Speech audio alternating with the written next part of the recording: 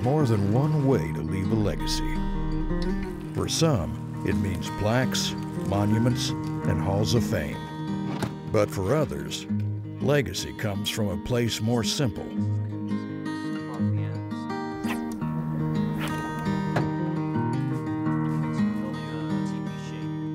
The Ford F-150, a proud supporter of a craftsman's legacy.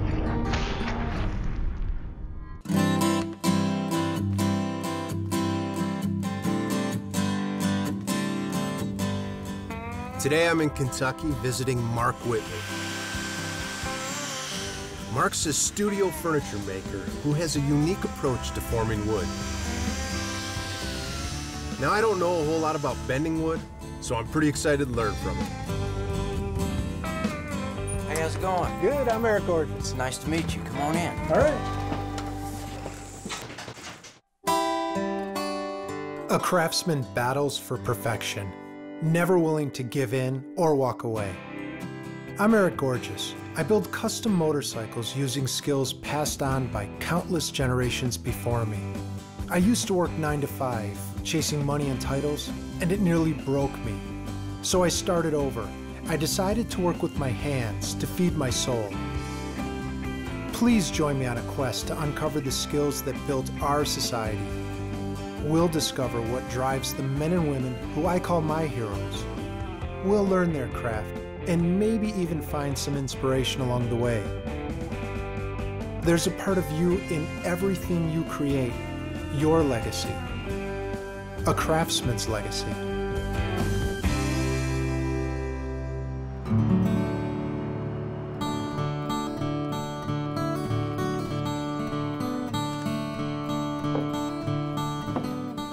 Well, I grew up in a little shop close to here, and woodworking was just something that I always did. I didn't know it was a career or a hobby or anything else. It was just when I got up on Saturday morning when I was 8 or 9 years old, I went to the shop and I made stuff. So you learned from a really young age how to appreciate tools and how to use them properly? Right, because I wasn't allowed to use power tools until I was about 12. So I had to learn how to use all the hand tools that weren't sharp. We didn't maintain them properly. Okay. So I was sort of hacking away at it from an early age. Did you always stay in Kentucky? Did you move out of Kentucky at any point in time? Did you? After I got out of high school, I ended up in Southern California at Chapman University. So here I was, had not been out of Kentucky but a few times, and I packed a backpack, grabbed my guitar, and moved to Orange, California. And what were you going to study? My degree's in peace studies. Peace studies? I've never heard of that. It's sort of a political science degree with a wide range study of world religions. Oh, that's pretty fascinating. It still has a big impact on my worldview and just, in a lot of ways, the way I approach my work, because that time in college exposed me to a lot of parts of the world, and I was sort of taking in the aesthetic of the places where I was visiting, and I found it popping into maybe a chair or a cabinet, 20 years later. Where did you go once you graduated college? I went to Montana, and I had a job in a little church there. After I left Montana, I came back to Kentucky, sort of with my tail between my legs, wondering what to do.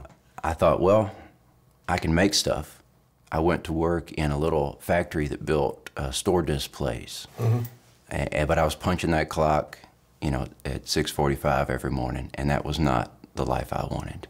And so with no money, I just moved back to Smiths Grove, Kentucky. Dad had a little hardware store, and he had a little back room. It was so small that I would have to carry a board outside and turn it around and carry it back in a lot of times. Yeah. But I built a lot of furniture in that shop. Did you? Yeah. I worked in there for 4 years. Once I discovered the studio furniture side, the side of the furniture world that you can put 3 months into a piece of furniture, the side of the world that said it's okay to have a great reverence for the material, then I'd found a home. Was there a particular book that brought that enlightenment to you? There was. James Krenoff book called The Impractical Cabinet Maker. It's a wonderful book. I'm one of many, that found those writings and changed the course of my life. Yeah, he changed a lot of lives. It just made sense to me. That great satisfaction from taking something that's rough and raw and being able to take it through the 50 steps to get it to something that's beautiful. I want to live a peaceful life, and I want to add things of beauty to the world. And that's really my only two goals. It's never been about making money. The money comes, you know, people will support you. I always have a theory that if the world wants you to be doing it, the world will support it. And you just have to do your best and put your best work out there. That's a great way to look at things. It takes a whole lot of stress away. I bet it does. It's about making something that will last for generations and it being right. Do you think much of your legacy in that regard?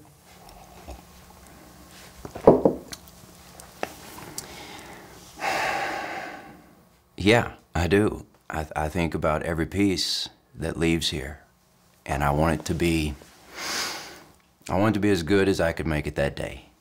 So the legacy is this portfolio continues to grow. It's been 16 years now that I've done this full time. I do about, 10 or 12, 15 pieces a year. And so each piece has a great deal of weight. So how do you see yourself? Do you see yourself as a craftsman or as an artist? Well, for my whole life, my workspace has been a shop to me. Although to the people I deal with, it's a studio. Right. And I always feel like I walk that line of a deep connection to the craft world, to make things with your hands, to get dirty and to create things. But then also seeing that I've not always connected well with other furniture makers. A lot of times I feel I have far more in common with sculptors that are drawing a form out of a blob. To me, I can see the piece of furniture spinning around in my head in a line drawing, just like if you 3D modeled it on a computer. That's what I see. It's pretty neat the way you describe yourself in that you relate more to an artist, a sculptural artist, because you use a lot of curves and organic shapes as opposed to square boxes. Oddly enough, I use about 3 curves. Yeah? Over and over and over again. Like a 96-inch radius or 42? I use a 42-inch radius. Yeah? And that radius will show up on almost everything I build. Yeah. Well, it's working for you. It's working for me, yeah. So what do you think we're going to make today? We're going to make a table, a twist table. Oh, very cool. Yeah. That'll be fun. Yeah. In his book, The Fine Art of Cabinet Making, James Krenoff wrote, "Let us know our wood as we do our hands and work with it in common respect and harmony." This reverence for the materials and the process were the cornerstones of what became known as the American studio furniture movement, which emerged in the 1940s. The American public had tired of the mass-produced pieces that marked the 1920s and 30s and was hungry for handcrafted, one-of-a-kind pieces made by craftsmen in their own personal studios. Wharton Esherick was considered the dean of this movement during his lifetime. An exhibition featuring his pieces was seen by tens of thousands of people at the 1940s World's Fair. His ability to fuse artistry with craftsmanship helped to change the way consumers thought about furniture making. Another notable figure of this movement was George Nakashima, whose furniture was inspired by the natural beauty and shape of the wood. In his workshop, the soul of the tree was celebrated. Mark Whitley's intricately sculptured, one-of-a-kind pieces demonstrate that the philosophy of furniture making celebrated by the masters of the studio movement is still alive and well. So this is what we're here for. This is going to become a base for a table I call a twisted table. Okay. And how long did it take you to get to this point? So I do it over the course of a couple of weeks. There's a lot of waiting for glue to dry in this sort of a design. How do you go about making it, though? How do you get the wood to twist like this? Well, these are bent laminations, so I'm taking a a big board, and I'm slicing it up into thin boards. These are from a 1/16 to an 1/8 inch thick. That gives the wood a great deal of flexibility. Using the right glue and the right clamps, I can make these furniture parts out of these thin strips. Nice, nice. No steam at all. No steam at all. Steam gives you a lot of spring back, and with these, I know exactly what the wood's gonna do. So, can you show me how to make this piece here? It's got a crazy compound twist to it. Yeah, that's one of the most fun pieces, because the wood will take the bend, and we'll be able to recreate the technique it took to make that one. All right, well, let's get busy. Okay.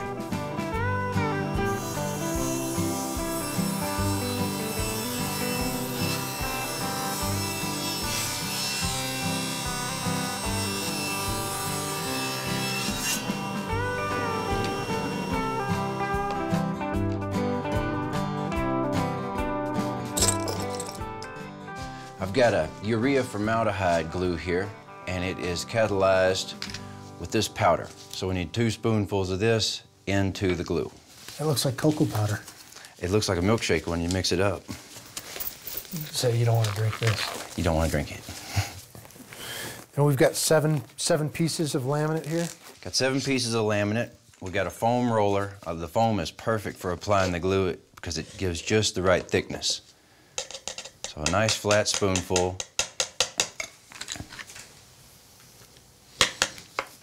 I could almost do a cooking show. You think so? I believe so. Put 2 of those in. Oh, 2 of them. Yep, 1 more. I can do a cooking show. There you go. The beauty of this stuff is it's not terribly picky of how you mix it. You just have to get some catalyst in. Okay. And then we're gonna take the stick, stir it up. So we've got the glue mixed up now. Okay. We're going to, what I want you to do is pour a bead of glue like this down the board. We take the roller and we're just saturating each strip. Now, is it important to like really cake on the glue? No, you just want a good smooth coat. You don't want too much glue. Okay. So you can go ahead and take over from there. So after you do one, take a strip and flip them over. This keeps them in order. I found that you want to keep the strips in order of how they came out of the board, because then they all have the same characteristics as you bend them. All right. If you mix them up, you can have one strip that goes way off to the side. That makes a lot of sense. Is that all right? Yeah, that's good.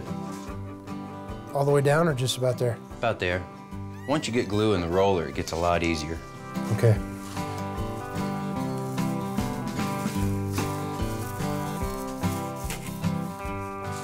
Some pieces I do might have a dozen or 15 strips in them. That's when you really have to work fast. You have about a 20-minute open time with this glue. That's not too bad. It can be pretty short when you're working alone. Oh, yeah, I bet.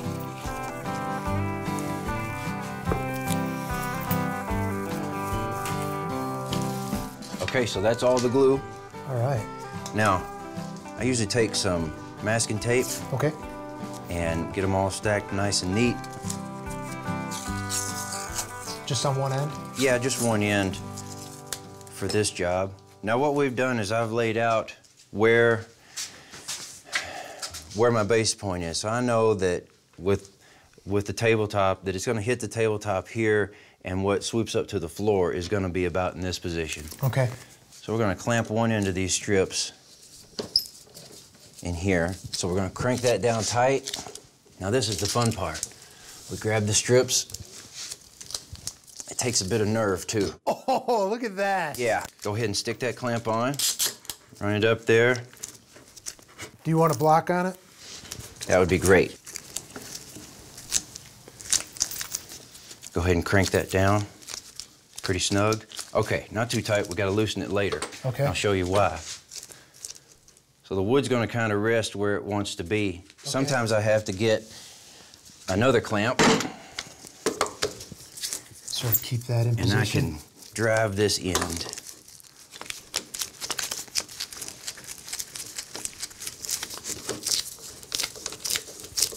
Oh, okay, I see what you're doing. Yeah, you can pull it around there. Yeah.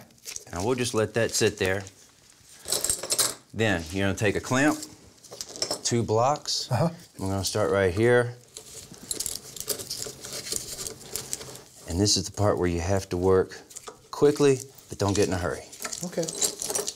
Every couple inches? Yeah, every couple of inches.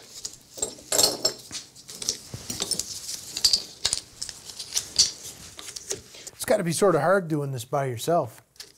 Well, Little tricky. through the years, I've learned how to do just about everything in the shop by myself. Yeah. And clamps are my best friend. They can serve a lot of purposes, you know, holding the other end. Sure. Or just being able to stabilize things. And then how long is it going to take for this glue to set up? It takes 8 hours before it's really dry and rigid and ready to use. All right. And then when this is ready to be unclamped, where are we going to go from there? Well, we're going to have a blank, and then we're going to start smoothing it out, trimming it up to a basic kind of a size, and then fitting it in to the rest of the legs we've already made. Well, let's sit and watch glue dry. Yeah.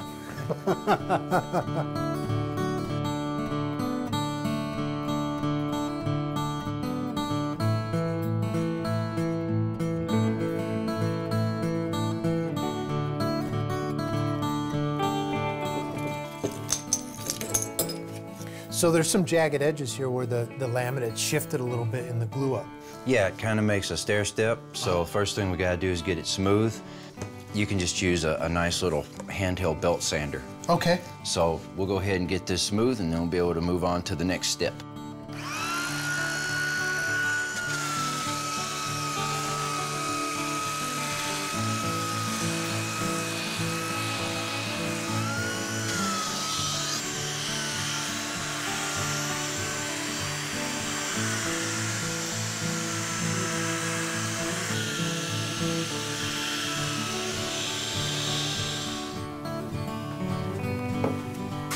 I'm guessing that's not tea.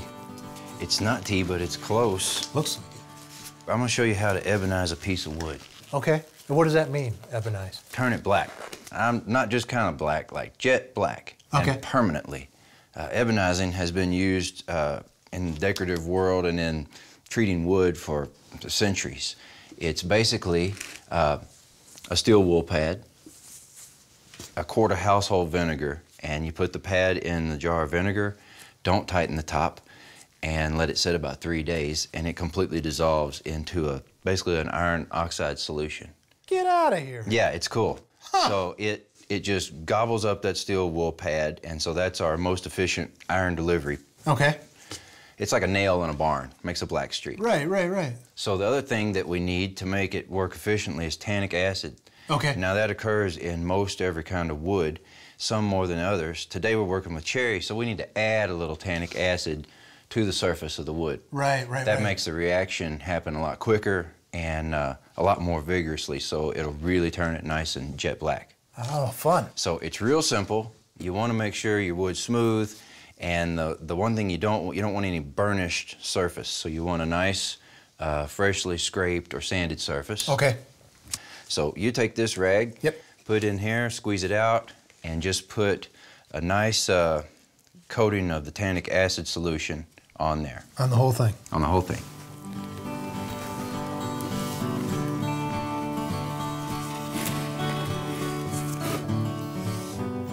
You don't have to be neat, you're just getting the surface wet.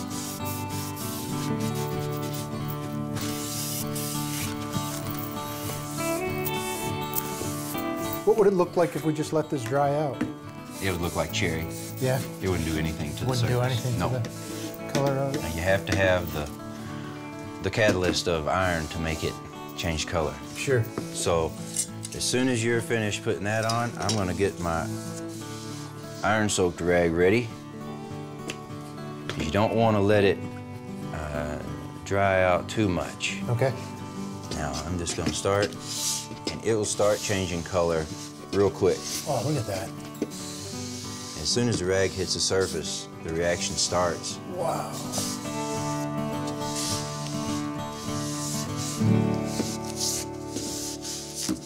A lot of times, this process has to be done a couple of times. Obviously, the water will raise the grain and leave you with a rough surface. So a lot of times after I do it once, I'll scuff sand the surface just to get that raised grain down, and then go over it again.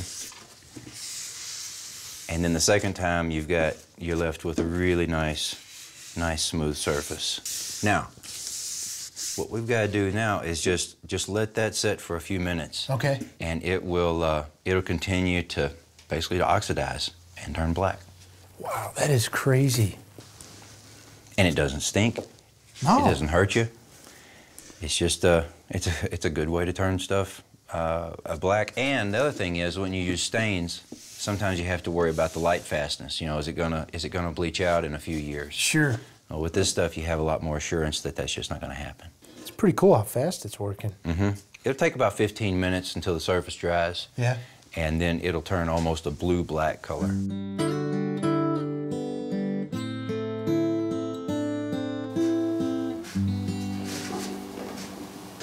Now this is the bottom of the table from earlier. That's right, and about all it's left to do is permanently attach it to the tabletop. And this is the real tabletop that you're going to use. This is a piece of ambrosia maple. All right. I was able to reclaim this lumber from a tree that blew down in a storm. So how long ago did you cut this top down? I cut it 2 years ago. Really? It takes that long? I let it air dry for about a year per inch of thickness. Wow. And for a small tabletop, air dried wood is just fine. I didn't think it would take that long. And this is the leg that we did together. Yeah, really similar to this one. Yeah. And most of my tables will have some sort of a full twist in them. Why are the sheens so different, though? Like, Well, this is real matte looking. Yeah, I've clear coated the legs that we'll be using. It just helps with glue squeeze out to clean stuff up. I got you. I got you. So what can I do to help you here? Well, we'll get these out of the way. We'll put some glue on, and we're going to temporarily screw these in position. Let the glue set, and then we'll put some dowel pins in for permanent. So you pull the screws out, replace them with dowel pins. That's right. I like that you don't use any, screws in your work. There's no metal fasteners. That's nice. I like that. Brush is handy for this. Yeah. We can just brush it around. It doesn't take a lot of glue. Now, are you being careful not to get it so close to the edge that when you compress it, you get a bunch of squeeze out? Yeah, I don't want a whole lot of glue to have to clean up, but it always squeezes out. But you just want a little. Yeah. Now, also, you need to put a bit of glue On that dowel? on the dowel here. Now, what about the bottom of this one? Do you worry about that or no? No, I'm not worried about that for this type of assembly. Okay. Put that in there. Now bring the other set of legs over. All right. And fish them underneath there. Just like that, right? Mm-hmm. Want to hand me a screwdriver? Sure. And you just want to snug them up. Okay. So how do you go about designing these legs? Like, where do you start? It can be really hard to decide where to put everything. You know, where the movements are, and what's going to give the table grace and movement. That I find can be the part that I just can bend stuff into position, temporarily clamp it, and stand back and take a look at it from the other side of the shop until I have it right. It's pretty amazing how much time this takes, you know? It's a whole lot of head scratching in these jobs. I bet. All right, so we got to let the glue set up a little bit. That's right. We're going to come back in a few minutes and we'll permanently attach it. Then we're going to flip it over, put some finish on top, and see how pretty it really is. All right, I think now's a good time for a cup of coffee. Yeah.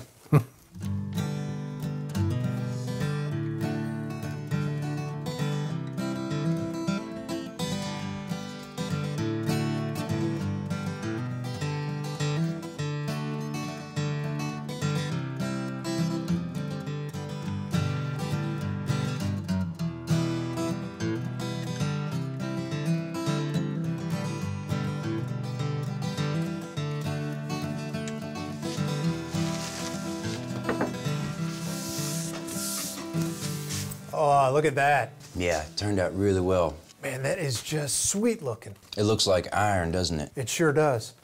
I love those curves, man. That thing looks great. Yeah. It's beautiful looking, man. Thank you so much for having me out. Thanks for being here. I had a great time, dude. I'm a lucky man to have spent time with Mark Whitley. The story of his personal journey reminded me there are always multiple solutions to any problem.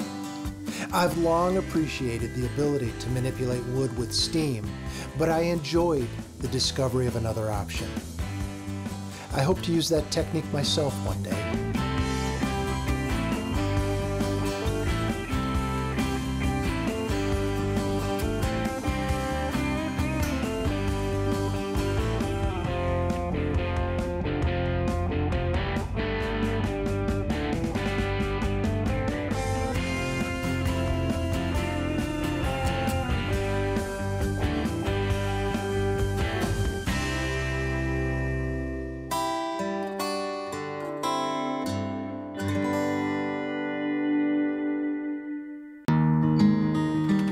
More than one way to leave a legacy. For some, it means plaques, monuments, and halls of fame. But for others, legacy comes from a place more simple.